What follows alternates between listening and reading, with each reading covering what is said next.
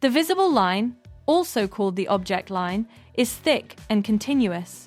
It represents edges, surfaces, and features that are visibly prominent from the current viewpoint. This is the line that defines the main outline and major edges of an object.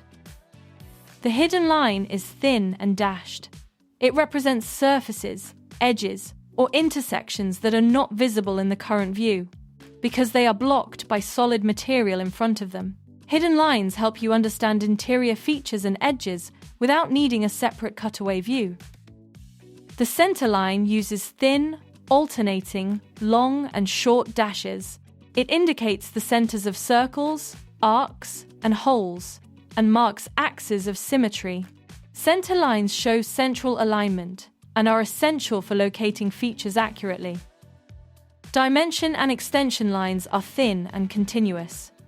The dimension line indicates the extent of a measurement and terminates with arrowheads or slashes.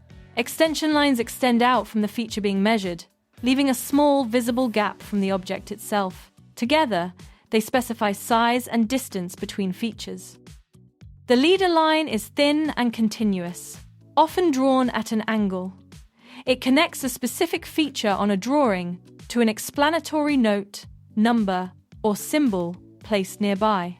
Leader lines are commonly used for labeling parts or adding notes to features, like specifying a tapped hole size. The cutting plane line is a thick chain line with thick ends and arrowheads. It shows exactly where an imaginary cut has been made through an object, indicating the path and direction of a section view. Letters at each end identify which section view corresponds to that cut. Section lines, also called hatching, are thin lines drawn at 45 degrees. They connect to a specific feature on a drawing to define what material has been cut through. Section lining fills the solid areas exposed by a cutting plane, making it easy to distinguish solid material from open space. The short break line is a thin, freehand line with a zigzag or wavy interruption. It is used to shorten long, uniform, non-essential sections of a part, removing a repetitive middle portion so the drawing stays compact.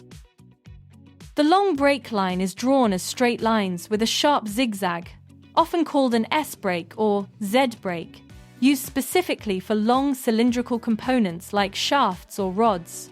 It compactly represents a very long part, without having to draw its entire length to scale. The phantom line uses long dashes alternating with two short dashes. It shows alternate positions of moving parts, repeated features, or adjacent parts that are not actually part of the object itself. Phantom lines are perfect for illustrating the range of motion of a mechanism, like a robotic arm moving from one position to another.